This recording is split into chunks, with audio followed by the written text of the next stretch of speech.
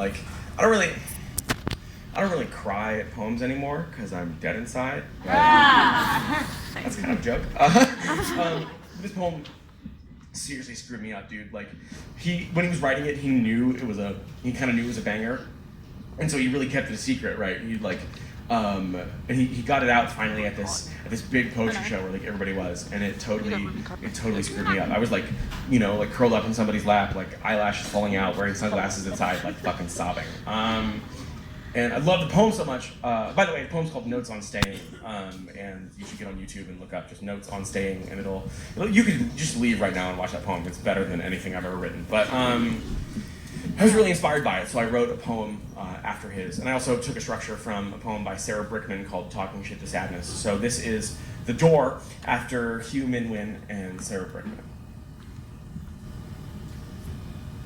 I love this poem.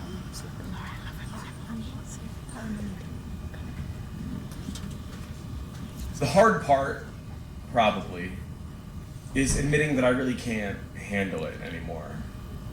I can't just hire someone to take care of the 2-year-old unpaid parking ticket. I threw money at my loneliness, and all I got were friends who think of drunk driving as a sport. I stared at my phone for so long that I grew a glass face. First, you say you feel nothing, then your eyes start to agree with you, then one day, someone you love probably cries in front of you, and your only thought is, when is dinner?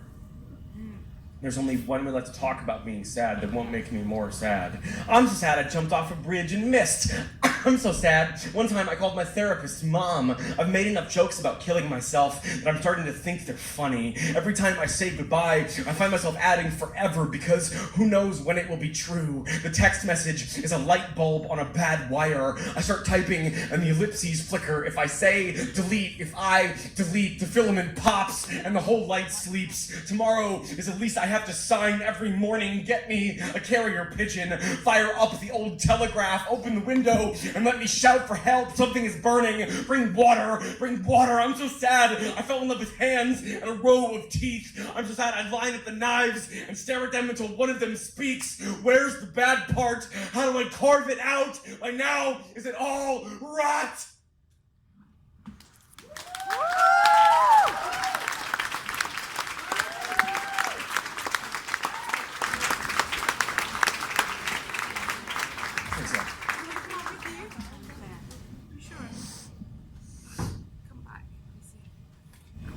Joey always told me, laughing as though it were actually a joke, that he wanted to kill himself, but it was never the right time. There were always groceries to be bought and little brothers to be tucked in at night. Don't worry, Joey isn't going to kill himself 20 more seconds into this poem. That's not the kind of story I'm telling here. Joey got a promotion, and now he can afford antidepressants. Joey is Joe now. Joe is a cold engine in which none of the parts complain. Joe is a brick someone made out of fossils. If you removed money from the equation, Joey would have been painting elk on cave walls. People would have fed him and kept him away from high places, because look at those elk. I think that the genes for being an artist and mentally ill aren't just related. They're the same gene. Yes. Try telling that to a bill collector. We were 17, and I drove us all to punk shows in a station wagon older than any of us. We were 17 and I bought lunch for Joey more often than I didn't. We were 17 and the one time Joey tried to talk to me about being depressed when someone else was around, I told him to shut the hell up and asked if he needed to change his tampon, you know? You know that moment when the cartoon realizes he's taking 3 steps off the cliff and he takes a long look at the audience like we're holding the last moving box in a half-empty house. Joey looked like that without a puff of smoke.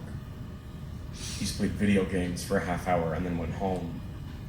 Once, I caught Joey in my dad's office, staring at the safe where he knew he kept the guns. Once, Joey molded his car into the shape of a tree trunk and refused to give a reason why. I once caught Joey in biology class, staring at his scalpel like he wanted to be the frog, splayed out, wide open, so honest. There's one difference between me and Joey. When we got arrested, bail money was waiting for me at the station. When I was hungry, I ate. When I wanted to open myself up and see if there really were bees rattling around in there, my parents got me a therapist. I can pinpoint the session that brought me back to the world. That session cost $75. $75 is 2 weeks of groceries. It's a month of bus fare. It's not even a school year's worth of new shoes. It took weeks of $75 to get to the one that saved my life.